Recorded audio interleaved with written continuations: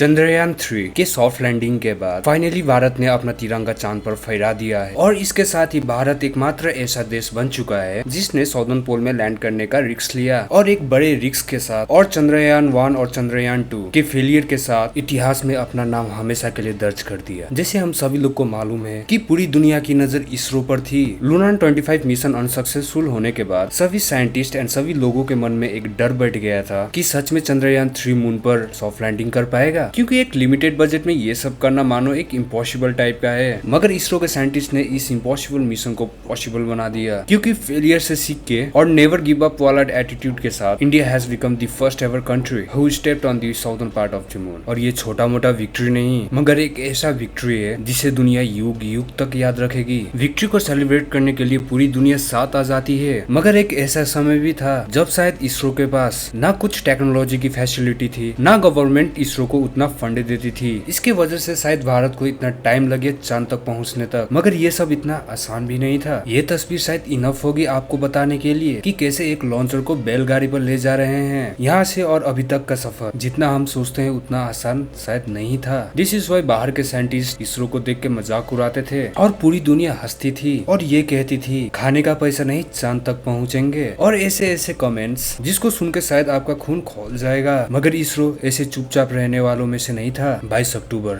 2008 एक ऐसा दिन जब चंद्रयान 1 को लॉन्च किया गया था और उसने चांद पर पानी का डिस्कवर किया था। वही रिसर्च को कंटिन्यू करने के लिए 22 जुलाई 2019 को चंद्रयान 2 को लॉन्च किया गया। मगर कुछ टेक्निकल प्रॉब्लम के कारण लैंडर मून सरफेस पर क्रैश हो गया और इस अनसक्सेसफुल मिशन ने सबको तोड़ के रख दिया था। सभी साइंटिस्ट और पूरा देश एक शोक में डूब गया था, क्योंकि भारत के लिए एक बड़ा लॉस था ये। मगर इसरो ने इस फेलियर को एक चैलेंज की तरह लिया और कुछ सालों के बाद 14 जुलाई 2023 को इसरो ने अपना चंद्रयान 3 मिशन लॉन्च किया। सभी को लगता था कि शायद ये मिशन भी अनसक्सेसफुल हो जाए, मगर होनी को शायद इस बार कुछ दूसरा ही मंजूर था। यदि रशिया का लूना 25 मून पर लैंड कर लेता तो शायद इंडिया फर्स्ट का खिताब खो देता, बिकॉज लूना 25 और चंद्रयान 3 के बजट में आकाश और पताल का डिफरेंस है। मगर कहते हैं ना, कुछ करने का जुनून होता है तो हार भी घुटने टेक देती है। और इसरो के साथ भी कुछ ऐसे ही हुआ। 23 अगस्त 2023 ये दिन को शायद पूरी दुनिया हमेशा याद रखेगी, क्योंकि यही वो दिन है जब चंद्रयान 3 ने मून पर सॉफ्ट लैंडिंग करने के साथ पूरी दुनिया को दिखा दिया कि हम भी किसी से कम नहीं है। और भारत पूरी दुनिया के लिए एक ऐसा एग्जाम्पल बन चुका है जिसको सब लोग अप्रिशिएट कर रहे हैं। और अपने सॉफ्ट लैंडिंग के साथ चंद्र 3 अपने मिशन को कंप्लीट करने में लग चुका है। एंड ये रिसर्च ऑलमोस्ट 14 डेज चलने वाली है। और ये 14 डेज के रिसर्च के दौरान चंद्रयान 3 पानी के साथ साथ वहाँ का इन्वायरमेंटल स्टडीज भी करने जा रहा है। और ये सभी हम लोग के लिए एक प्राउड मोमेंट है। और भी ऐसे इंटरेस्टिंग वीडियोस के लिए डू सब्सक्राइब इंडिया इन्फो।